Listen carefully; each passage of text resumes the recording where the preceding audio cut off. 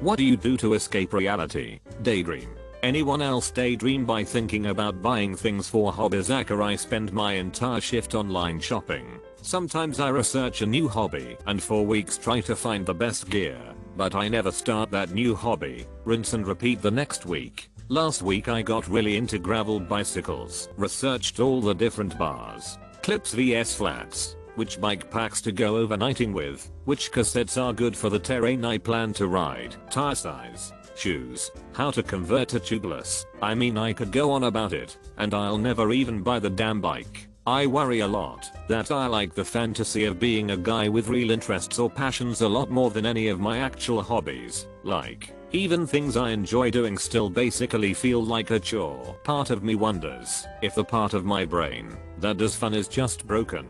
For the life of me, I can't find a single video game I actually like. Aren't games supposed to be like distilled fun? I think some of it comes from reading a very scientific article I read on Cracked as a kid. It was about how the anticipation of a thing is better than the thing itself. So why bother with getting the thing?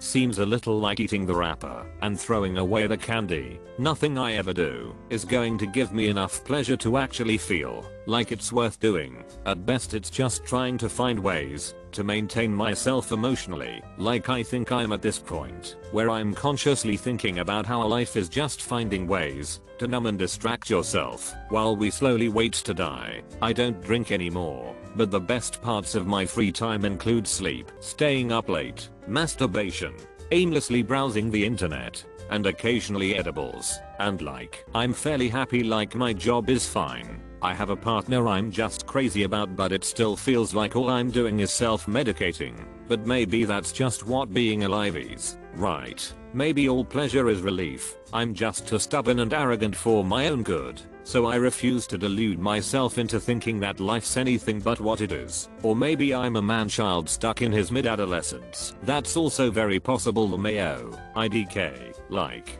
I don't want to die, but I would love to be put down. My life is fine, but also the idea of doing this for another 40 to 60 years is so exhausting. I just want this to be over with already. At least when you die young it's a tragedy. When you're like 80 or whatever it's kind of just expected. TBH, maybe it's better to die really young. Like, period. That way you had a whole life to look forward to without having to deal with the stress and disappointment. Sorry, this is like my least favorite flavor of internet comment. The like, unprompted therapist info dump. I guess I just needed a public void to shout into. Write fiction, read fiction, gaming. Writing is such a relief. On nights when I'm too tired and want to avoid screen time, I either imagine my way through plot and dialogue or make small notes on paper. There are times when I'm writing that I truly zone out for hours at a time, and I'm just there with my characters. Walk my dog early in the morning. We pretend we are navigating an apocalyptic landscape in the search for treats. I used to do this with my kid. We'd jump on our bikes, circle the block, find a care package, backpack with water, snacks, etc., and ride to faraway places. Sometimes we'd hit up the elementary school about a mile away and have to fight off the horde of zombies, then sneak back on our bikes and ride. I personally have died many a times, according to him.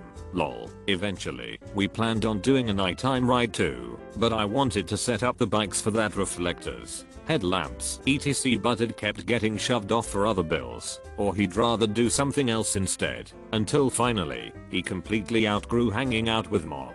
Sometimes, I'll get a few COD zombie sessions in, and we'll grab Chipotle and try to catch up on Flash, but that's a very rare treat for me now.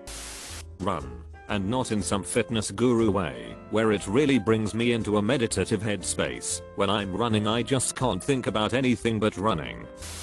Video games. When my mom was diagnosed with terminal cancer I hid in video games, notably World of Warcraft. It was the only thing that kept me sane. I mean, I still worked and interacted with people and took her to appointments and spent time with my dad. But when I found myself alone with my thoughts I would log into the game and spend hours there. The beautiful thing about video games is that the problems have solutions. You can generally solve every dilemma and even get a reward. That's not the case in real life.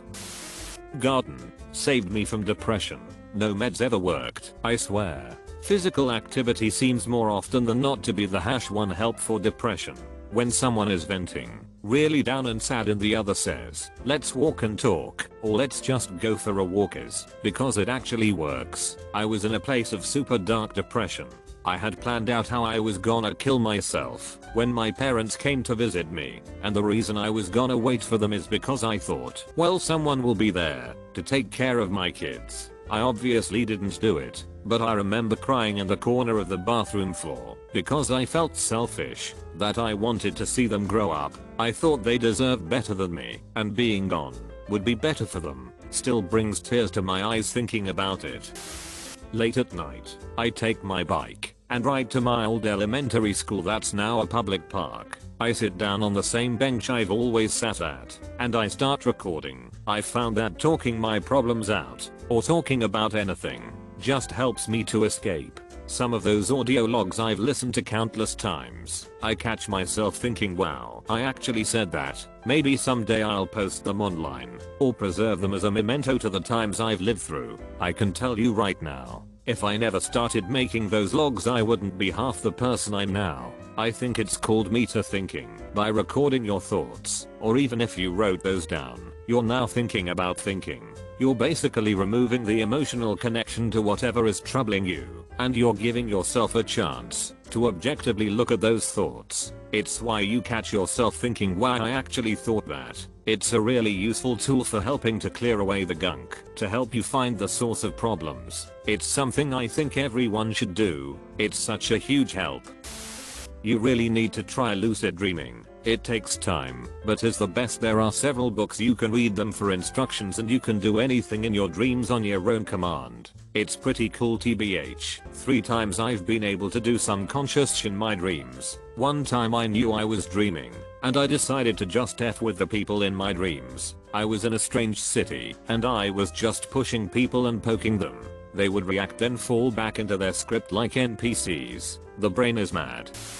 I'm a flight simulator hobbyist, and I escape by delving into the simulator.